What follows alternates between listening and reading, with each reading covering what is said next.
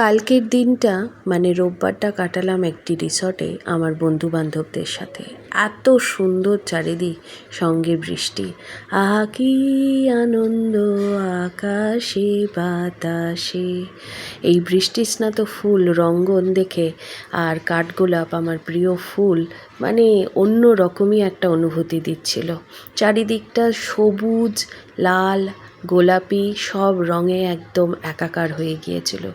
প্রকৃতি আমাদেরকে কত কী না দেয়। এই যে স্টার ফ্রুট, কি ভালো খেতে ছিল। শুরু হলো বারবিকিউয়ের প্রস্তুতি, কিন্তু বৃষ্টির জন্য একটু সব জিনিসেই দেরি হচ্ছিল।